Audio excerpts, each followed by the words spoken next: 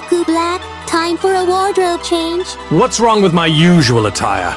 I think it adds a certain, how do those Mortys say it, edge to my persona. Trust me, we want our customers to feel welcome and comfortable, not intimidated by your Blink-182 emo aura. Fine, but I better look good in this suit.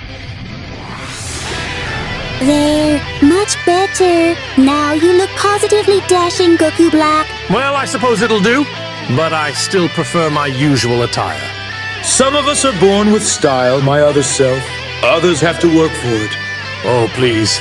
As if anyone could match my divine elegance. Anyway, who's out next interview? Okay, I guess just this once I can do it for nothing. Welcome to Miku's Cafe. Thank you for having me.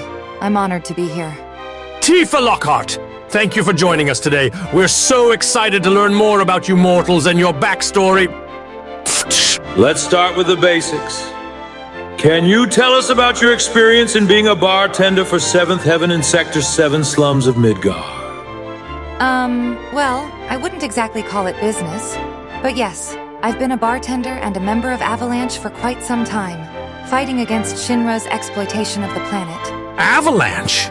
Shinra's exploitation of the planet? Fighting for the environment, very noble indeed. But can you handle the high-pressure environment of a bustling cafe? Absolutely. I've faced down some pretty tough enemies in my time. Dealing with a rush hour crowd should be a piece of cake.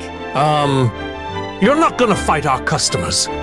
You do know that, right? Now about your attire, it's a bit revealing, isn't it? Hey, I'll have you know that this outfit is practical for combat and allows for maximum mobility. Oh, well, sure it does. But we do have a dress code at Café Miku. Perhaps we can find you something a bit more modest? I suppose I could make some adjustments. Excellent! Now let's talk about your martial arts skills. Can you demonstrate a few moves for us? Of course. I'll show you my signature move, the Dolphin Blow. Oh, the what?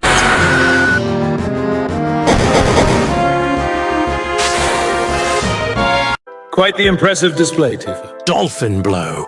Why on earth would you call it that? Well, you see, it's named after the graceful movements of dolphins as they leap out of the water. Plus, it packs quite a punch. Ah, I see. So it's like a dolphin's punch, but with more... do dolphins even have hands? Exactly. And trust me, you wouldn't want to be on the receiving end of a dolphin's punch. We shall keep that in mind during our next aquatic adventure.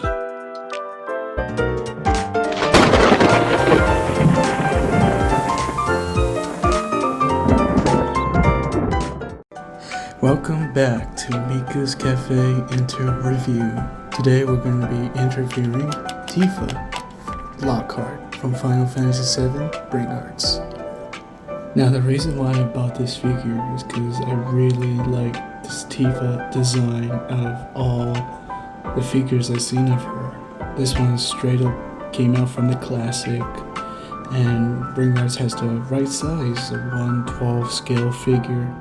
And Tifa was one of my favorite characters in the Final Fantasy Crisis Core, which is one of my first Final Fantasy games that I ever beaten. Now to be fair, I never did beat the original Final Fantasy VII. I have played it, but I didn't reach up to that point because I got lost. But yeah, no, this Tifa is really special. This is a really good design. But I do have some problems with it, you know, when I was looking at the price is pretty expensive for something so little and doesn't have that much accessories, even though it's much better compared to Cloud Brain Arts, because he only has one face. At least Tifa has like 2 faces expressions. Now, when coming out of the box, I was very impressed the way the design is really good. It came from the game itself. You know, I love the way the gloves are. It's the only problem I have is the hair. I really wish you could move the hair, but it looks like it's just gonna be stuck that way. And as you can tell from the stop motion I did, I had a hard time, making the face because the hair sometimes gets in the way. But other than that, this is a really great figure. And if you love the design from the original, I highly recommend it. And so this is a strange part because it comes with 2 left hands opened, slightly open, but no 2 right hands that's slightly open, just one. And it comes with a stand itself. And now the stand, it was pretty good. I used it on the stop motion and it does the job, but the only problem is sometimes it doesn't do heavy figures, so I recommend just using it for something the same way as Tifa, and not like the McFarlane ones or the SH figure arts now. Tifa does come with 2 faces, like I said, more than the others. This one has the happy face, and this one has the serious face or something. Both look really good, and I'm really happy to say that the faces are really good and well designed. I do have a problem with pulling it out sometimes. It does feel like you're gonna break the figure somehow, but during my stop motion it does not. Like I said, the stand is pretty good, and yeah, this Tifa figure feels really nice to move around, to pose, and I really enjoyed this figure a lot, but I'm not sure the price matches the figure. It's one of those things of if you really love this character, I highly recommend getting it, but if you're going to be a collector and trying to collect all the Final Fantasy VII's crew from Bringarts, it's going to be a very expensive, investment. Now it's really up to you. I'm probably gonna get Sephiroth next, but I'm not getting Cloud. I'm not getting the Barret or the others because the price is just too high. So now here's what she looks like compared to the Figmas.